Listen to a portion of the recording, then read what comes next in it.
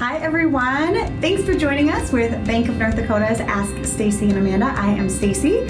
I am here with Mark Connerman. He is an admission counselor at North Dakota State University.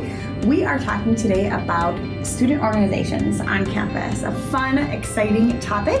If you have questions or comments, leave them below and we will answer them for you.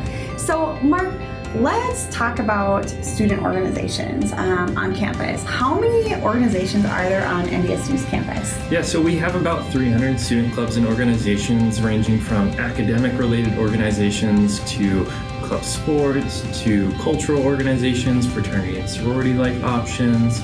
There's student government, there's service organizations, religious organizations, and then there's also fun things. So everyone can really find a fit by joining an organization. Sure, yeah. So why do you feel, coming from the admission perspective, that students should get involved in some type of organization on campus? Yeah, so I think this is something that we really do a great job at offering is when you're looking at a school, you want to be able to find the best fit that works for you. You want to look at the size of the school, you want to look at what programs are offered, but you also want to know what kind of extracurricular things are available. And I think that it's really important for students to join organizations because it's going to help you with that transition from being a student in high school and living at home to going to college and having all new experiences. Yeah, and for sure. It's another reason why I recommend it. There's going to be ways that you can get involved from an involvement fair, and about 3/4 of our students take advantage of that on a year-to-year Wow, that's a really good amount. Yeah, and it's for good reason. You end up doing better in school, you're happier with your academics as well,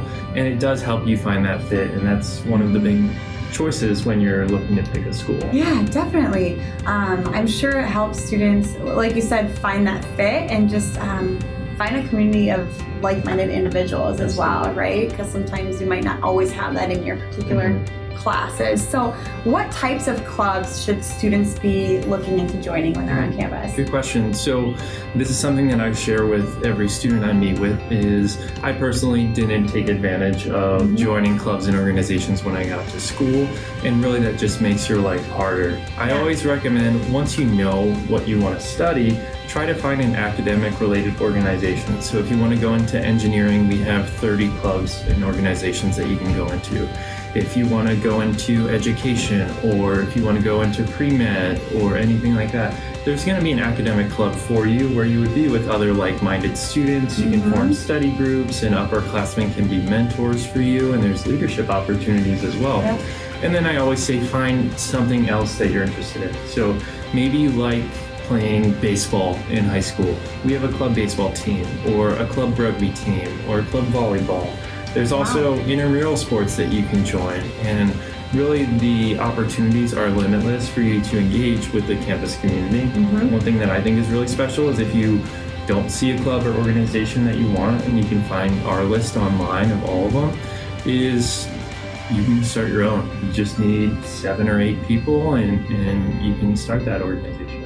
All right, very cool. So how do students get involved? Yeah, so during our second week of school, under both the fall and spring semester, there's going to be an involvement fair where all 300 of our clubs and organizations will have a table or a booth set up, and students can just go ask them what their clubs are all about and when their meetings are. The beauty of college is that we can share that you should get involved in these organizations, but it's really up to the student to take advantage of those resources that are available. So you can ask people about their meetings and not show up. That's totally fine, but it's just important to learn about what's available for you and again, find your fit. That's the most important thing, in my opinion, when picking a school. Very cool. That's wonderful.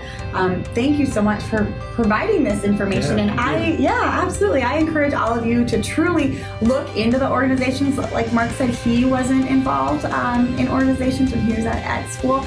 I wasn't involved until my last year of school, and so it's something that I regret and I wish I would have been involved in earlier because I really enjoyed it. And I think if you could get that enjoyment the whole time you're in school, it definitely is going to be a positive experience.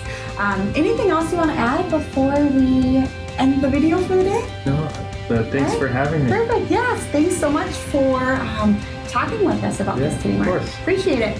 And if you, like I said earlier, if you've got questions, leave them down below. And reminder, we do these videos once a week. These videos are going to be on topics ranging anything in the post-secondary education. We talk a lot about planning and paying for your post-secondary education, and then all different sorts of things on top of that, like student activities as well, and organizations. If you have questions, like I said, leave them below. If you've got additional videos or topics you would like us to cover, let us know that as well, and we will cover it in an upcoming video. All right, thanks everyone. Have a nice day.